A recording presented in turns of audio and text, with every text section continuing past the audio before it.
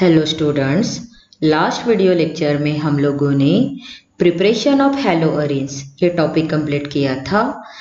इस video lecture में हम लोग फिजिकल प्रॉपर्टीज ऑफ हैलोअल्केन्स एंड हैलोअरीन्स ये टॉपिक को कंप्लीट करेंगे। इस टॉपिक का मैं तुम लोगों को लाइन टू लाइन डिस्क्रिप्शन दूंगी, क्योंकि इस टॉपिक में से किसी भी लाइन में से कोई भी क्वेश्चन बोर्ड में आ सकता है। ओके, तो देख लो फिर physical properties of haloalkanes haloarene. Alkyl halides are colourless when pure. Okay, जब अल्काइल हलाइड प्योर फॉर्म में होते हैं, हैलोअल्केन प्योर फॉर्म में होते, वो कैसे होते हैं? Colourless.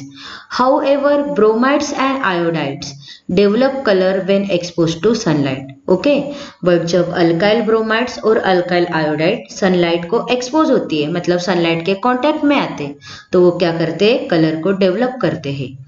Many volatile halogen compounds have sweet smell. Okay, बहुत सारे वोलेटाइल हैलोजन कंपाउंड्स की स्मेल कैसी होती है? स्वीट।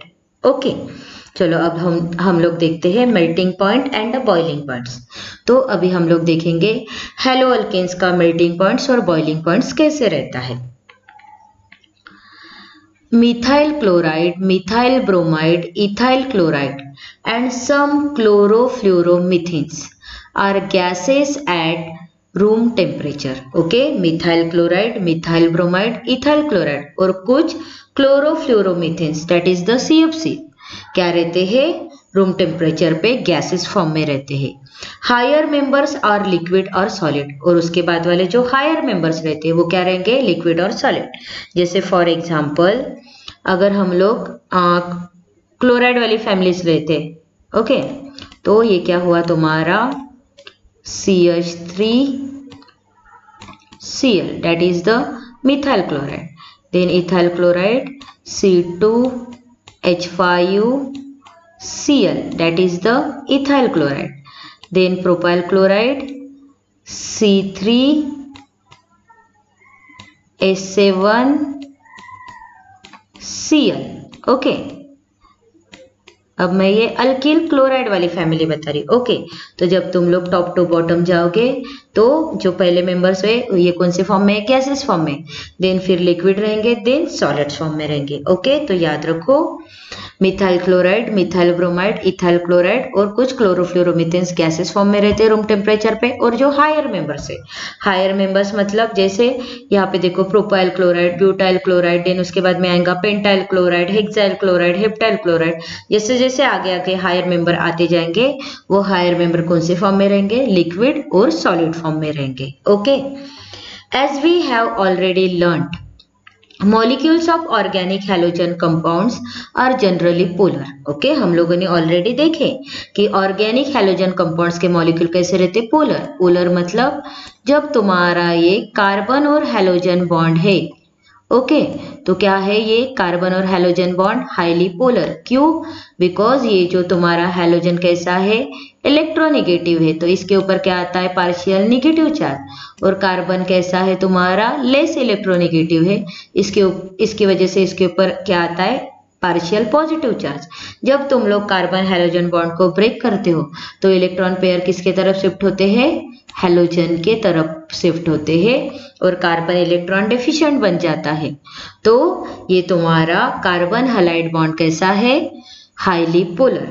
तो हम लोगों को पता है, ऑलरेडी हम लोगों ने देखा है नेचर ऑफ CX बॉन्ड में कि molecules of organic halogen compound are generally polar. क्यों पोलर होते हैं? बिकॉज जब तुम्हारा कार्बन हैलोजन बॉन्ड के तरफ जब तुम देखते हो तो तुम लोगों को पता है कि हैलोजन्स कैसे? मोर इलेक्ट्रोनेगेटिव, तो इसके वजह से क्या होते हैं? इलेक्ट्रॉन पेयर किसके तरफ शिफ्ट होते हैं? तुम्हारे हैलोजन के तरफ शिफ्ट होते हैं। और तुम्हारा कार्बन कैसे बन जाता है? इलेक्ट्रॉन डेफिशिएंट स्पीसीज, मतलब कार्बन के ऊपर आ जाता है positive charge. Due to greater polarity as well as higher molecular mass as compared to the parent hydrocarbon, the intermolecular forces of attraction, कौन से intermolecular forces of attraction? Dipole, dipole and van der Waals are stronger in halogen derivatives. Okay, तो तुम्हारे ये जो alkyl halide compound है, okay, या फिर तुम्हारे ये जो हैलो अल्केन कंपाउंड है, इनकी पोलैरिटी कितनी है? ज्यादा है। एज वेल एज इनके मॉलिक्यूलर मास भी कितने हैं? ज्यादा है as compare to the parent hydrocarbon, मतलब अल्केन से। ओके अल्केन से इनकी पोलैरिटी भी ज्यादा है, एज वेल एज अल्केन से इनका मॉलिक्यूलर मास भी कैसा है, ज्यादा है। इंटरमॉलिक्यूलर फोर्सेस ऑफ अट्रैक्शन भी कैसे, स्ट्रॉन्गर है। तो इसके वजह से क्या होता है, ये जो तुम्हारे हेलो अल्केन से that is the alkyl chloride, alkyl bromide, alkyl iodide, इनका जो बॉइलिंग पॉइंट्स रहता है वो हायर रहता है then those of the hydrocarbons of comparable molecular masses. Okay same mass वाले अल्केन के कंपेयर में ये जो अल्काइल क्लोराइड, अल्काइल ब्रोमाइड और अल्काइल आयोडाइड का बॉइलिंग पॉइंट क्या होता है, ज्यादा। अगर तुम लोगों को एग्जाम में पूछा why the boiling points of chloride, bromide and iodide are considerably higher than those of the hydrocarbons of comparable molecular mass, तो तुम लोग क्या लिखोगे कि halogen compounds are polar due to the greater polarity as well as high molecular mass as compared to the parent hydrocarbon. The intermolecular forces of attraction are stronger in halogen derivatives. So boiling points of chlorides, bromides and iodides are higher than the parent hydrocarbon. Okay, तो क्या लिखोगे इसका answer कि अगर तुमको question पूछा कि boiling point of chloride, bromide और आयोडाइड का हायर क्यों है as compare to the hydrocarbon, तो क्यों हायर है बॉइलिंग पॉइंट क्लोराइड, ब्रोमाइड और आयोडाइड का, बिकॉज इनके बीच में अल्काइल हैलाइड में जो कार्बन हैलोजन रहता है इनके बीच में क्या होती है, ग्रेटर पोलैरिटी होती है, एज वेल एज वो पूरे कंपाउंड का मॉलिक्यूलर मास भी क्या होता है, ज्यादा होता है, और उनमें इंटरमॉलिक्यूलर फोर्सेस क्या, फोर्स ऑफ अट्रैक्शन कैसे होता है, स्ट्रॉन्गर। तो उसकी वजह से उसका बॉइलिंग पॉइंट ज्यादा होता है, because intermolecular force of attraction अगर स्ट्रॉन्गर है तो बॉन्ड ब्रेक करने के लिए ज्यादा एनर्जी की रिक्वायरमेंट रहेगी, इसीलिए क्लोराइड, ब्रोमाइड और आयोडाइड का हाइड्रोकार्बन से बॉइलिंग पॉइंट हायर रहता है। तो ये तुम लोगों को आंसर लिखना पड़ेगा और ऐसे क्वेश्चंस पूछे जाते हैं। Then the attractions get stronger as the molecules get bigger in size and have more electrons. Okay, जैसे जैसे मॉलिक्यूल साइज में बड़ा होते जाता है तो अट्रैक्शन स्ट्रॉन्गर भी होते जाता है और उसमें ज्यादा इलेक्ट्रॉन भी बढ़ते हैं। जैसे सपोज तो भी तुम लोग फ्लोरीन टू आयोडीन तक जाओगे, फ्लोरीन कैसा है, स्मॉलेस्ट है, आयोडीन कैसा है, बिगर है, तो फ्लोरीन में कम इलेक्ट्रॉन है, आयोडीन में ज्यादा इलेक्ट्रॉन है। तो ये अट्रैक्शन कैसे स्ट्रॉन्गर बनते जाएगा, जैसे मॉलिक्यूलर साइज में बड़ा बड़ा होते जाएगा और उसमें ज्यादा ज्यादा इलेक्ट्रॉन बढ़ते जाएंगे, तो यही हलाइड ग्रुप का अट्रैक्शन कार्बन के साथ में और स्ट्रॉन्गर होते जाएगा। The pattern of variation of boiling points of different halide is depicted in figure. Okay, different halide के boiling points का पैटर्न, मतलब उनके बॉइलिंग पॉइंट्स में क्या डिफरेंसेस है, ये हम लोगों को ये फिगर में दिया है। तो सबसे पहले ये देख लो, फिर मैं फिगर समझा देती हूँ। For the same alkyl group the boiling points of alkyl halide decreases in the order. Okay, alkyl group same है, अल्काइल ग्रुप सेम है, बट उनके साथ में हैलाइड ग्रुप, अगर अल्काइल ग्रुप सेम है बट अगर उसके साथ में डिफरेंट हैलाइड ग्रुप अटैच है तो उनका बॉइलिंग पॉइंट्स इस ऑर्डर में डिक्रीज होता है। दैट इज अल्काइल आयोडाइड का बॉइलिंग पॉइंट हायर रहेगा as compare to the alkyl bromide, as compare to the alkyl chloride, as compare to the alkyl fluoride. फिर तुम्हारे कोई भी, अगर सपोज टू बी मैं एक एग्जांपल लेती हूँ, एक एग्जांपल देती हूँ तुम लोगों को कि किसका बॉइलिंग पॉइंट हायर रहेगा, methyl iodide, methyl bromide, methyl chloride, methyl fluoride.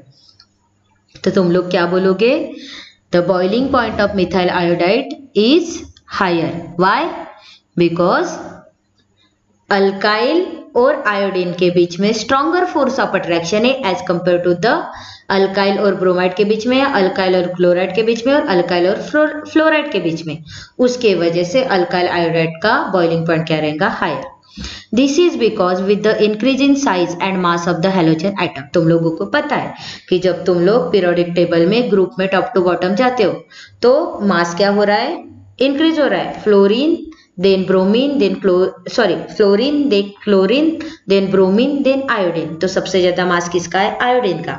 तो with increase in size and mass of halogen atom the magnitude of van der Waals forces increases. Okay, तो जैसे एटम का साइज बढ़ते जा रहा है और हैलोजन का मास बढ़ते जा रहा है तो वहां पे van der Waals forces that are the dipole dipole interactions क्या होती जा रहा है, और ज्यादा स्ट्रॉन्गर होते जा रहा है।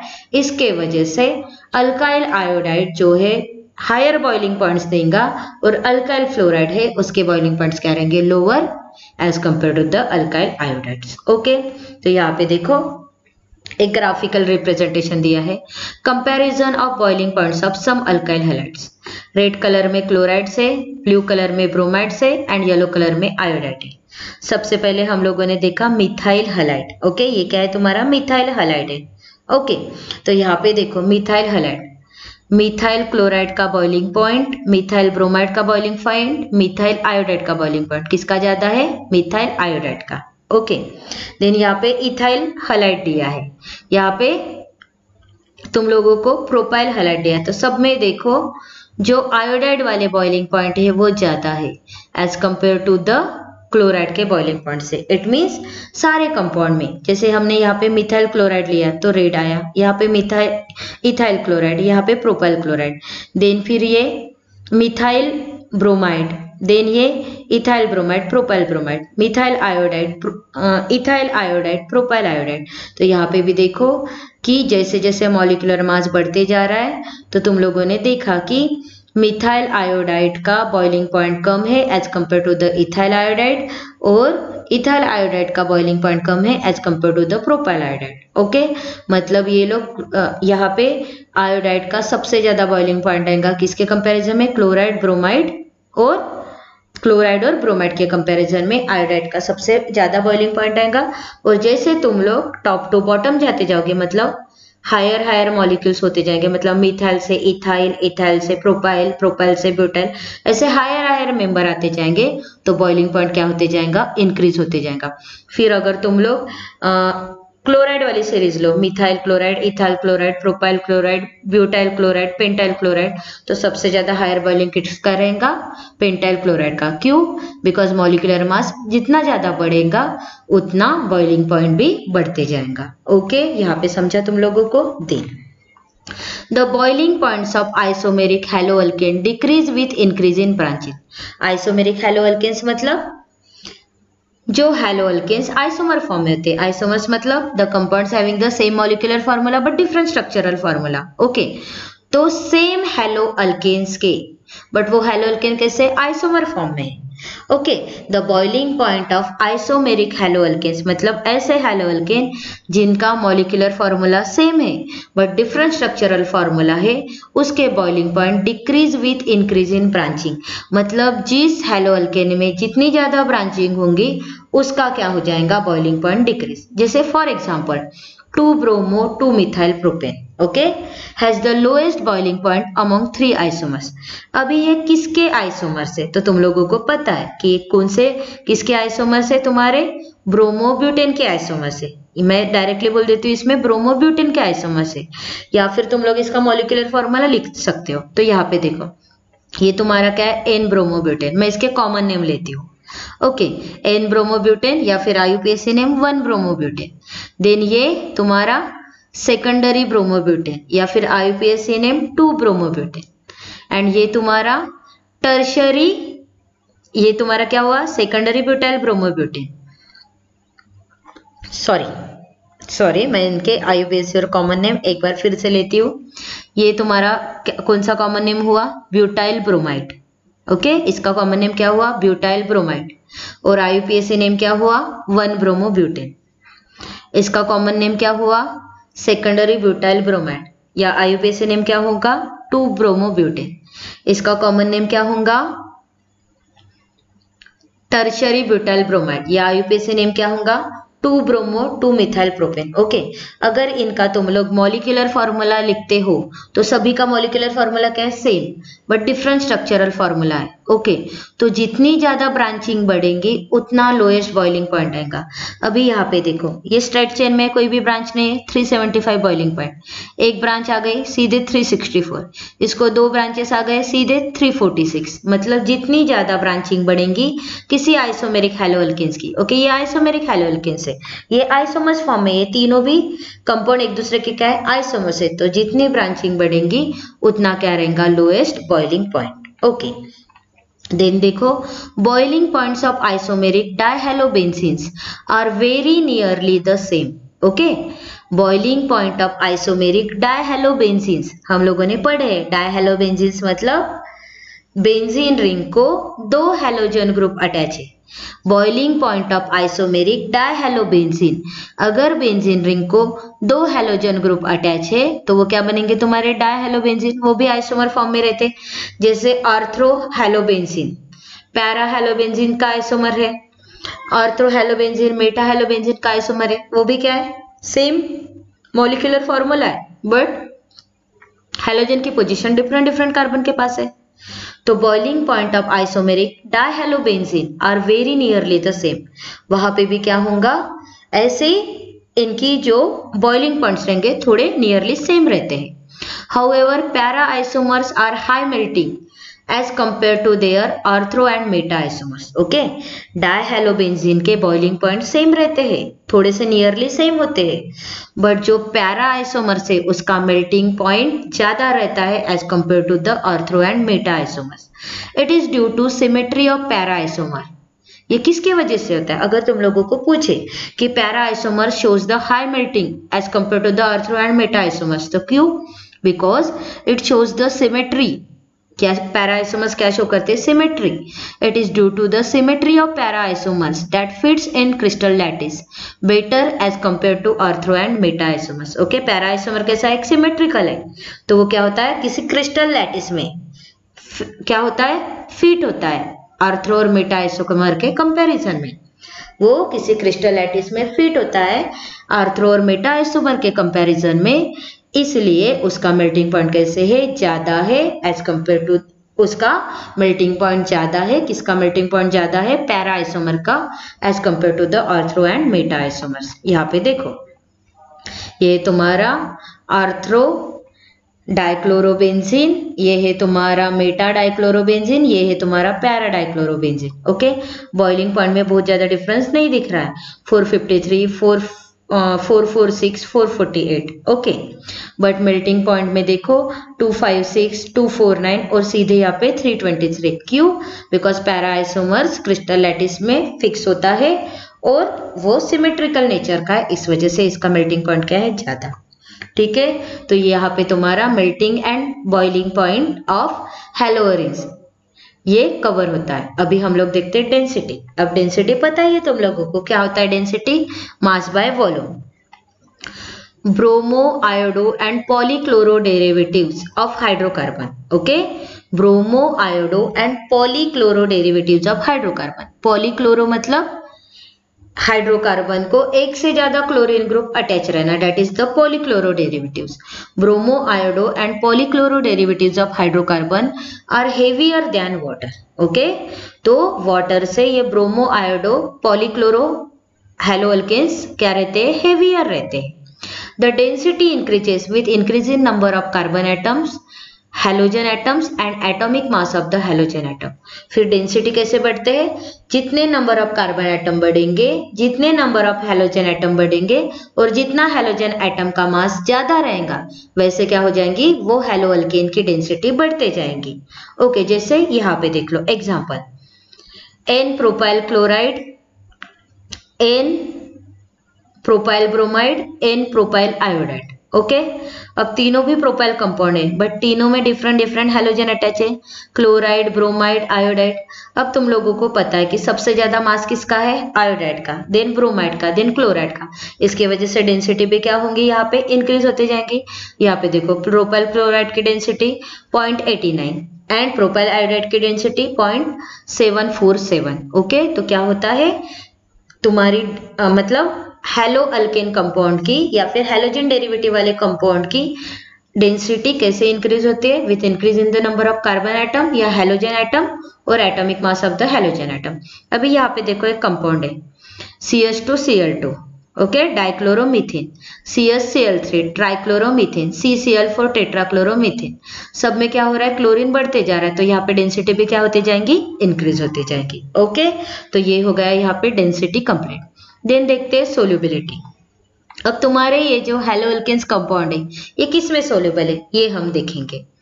The haloalkanes are very slightly soluble in water. Okay, ये जो तुम्हारे हेलो अल्केन्स है वो स्लाइटली सोल्यूबल है। किस में स्लाइटली सोल्यूबल है? वाटर में। ओके, तो ये क्यों स्लाइटली सोल्यूबल है वाटर में, क्यों कंप्लीटली सोल्यूबल नहीं है, ये हम देखेंगे। ओके, एक सेंटेंस याद रखो कि haloalkanes are very slightly soluble in water.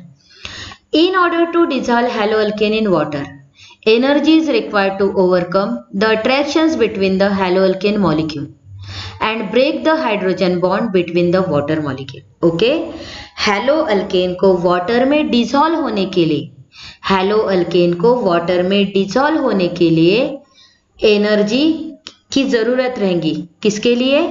ताकि haloalkane के molecules के बीच का attraction कम हो जाए और हेलोअल्केन जो वाटर मॉलिक्यूल्स के बीच में जो हाइड्रोजन बॉन्ड प्रेजेंट रहता है उसको ब्रेक कर पाए. ओके, हेलोअल्केन वाटर में स्लाइटली सोल्यूबल है, तो हेलोअल्केन वाटर में स्लाइटली सोल्यूबल क्यों है?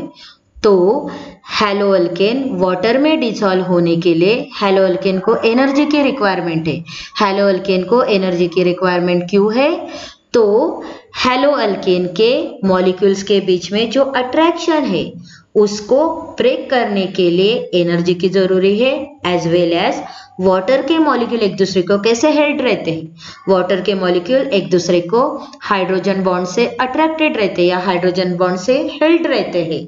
तो वाटर के मॉलिक्यूल के बीच का हाइड्रोजन बॉन्ड ब्रेक करने के लिए भी हेलोअल्केन को एनर्जी की जरूरत है. Less energy is released when new attraction are set up between the haloalkane and the water molecule, as these are not as strong as the original hydrogen bonds in water. Okay, जब haloalkane और water molecule के बीच में new attraction setup हो रहा है, जब haloalkane और वाटर मॉलिक्यूल के बीच में न्यू अट्रैक्शन सेटअप हो रहा है, वो टाइम पे बहुत कम एनर्जी क्या होती है, रिलीज होती है. और वो जो बॉन्ड उनके बीच में बनता है वो इतना स्ट्रॉन्ग बॉन्ड नहीं रहता जितना हाइड्रोजन बॉन्ड रहता है वाटर में. Okay, as a result the solubility of haloalkanes in water is low. और उसी का रीजन क्या है कि हेलोअल्केन की वाटर में सोल्यूबिलिटी लो है. अगर तुमको एग्जाम में क्वेश्चन पूछा why haloalkane shows less solubility in water, तो तुम लोग क्या बोलोगे?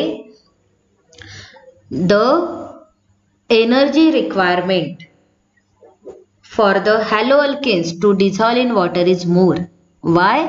Because haloalkanes के बीच में जो अट्रैक्शन रहता है उसको, हेलोअल्केन्स के जो मॉलिक्यूल के बीच में जो अट्रैक्शन रहता है उससे भी ओवरकम करने के लिए एनर्जी की रिक्वायरमेंट है, एज वेल एज हेलोअल्केन को वाटर के मॉलिक्यूल के बीच में जो हाइड्रोजन बॉन्डिंग रहती उसको भी ब्रेक करने के लिए एनर्जी की रिक्वायरमेंट है. और जब हेलोअल्केन नया बॉन्ड फॉर्म करता है या न्यू अट्रैक्शन फॉर्म करता है वाटर मॉलिक्यूल के साथ में, तो वो टाइम पे वेरी लेस एनर्जी रिलीज होती है और वो बॉन्ड हाइड्रोजन बॉन्ड जितना स्ट्रांग नहीं रहता है. इसके वजह से हेलोअल्केन की सोल्यूबिलिटी वाटर में लो है. However, haloalkane tend to dissolve in organic solvent because the new intermolecular attraction between the haloalkane and solvent molecule have much the same strength as one being broken in the separate haloalkane and solvent molecule. But haloalkane organic solvent में dissolve होते हैं. Organic solvent मतलब जो organic compound के जो solvent होते हैं, जैसे क्लोरोफॉर्म हो गया, ईथर हो गया, अल्कोहल्स हो गया, तो उसमें क्या होता है, हेलोअल्केन डिसॉल्व होता है. क्यों?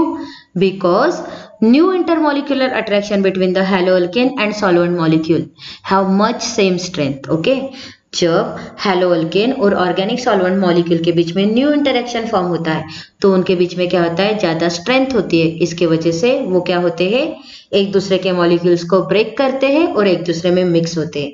तो इसीलिए हेलोअल्केन ऑर्गेनिक सॉल्वेंट में डिसॉल्व होते हैं बट वाटर में लेस सोल्यूबल होते हैं. ओके, तो यहाँ पे हम लोगों ने फिजिकल प्रॉपर्टीज देखी हेलोअल्केन और हेलोअरिन की, जिसमें हम लोगों ने melting point and boiling point, density and solubility, ये टॉपिक को कंप्लीट किया. तुम लोग इस टॉपिक को भी अच्छे से पढ़ो, लाइन टू लाइन पढ़ो, बिकॉज इस टॉपिक में से कोई भी क्वेश्चन आए तो तुम लोगों का ये रॉन्ग नहीं होना चाहिए. Okay, thank you.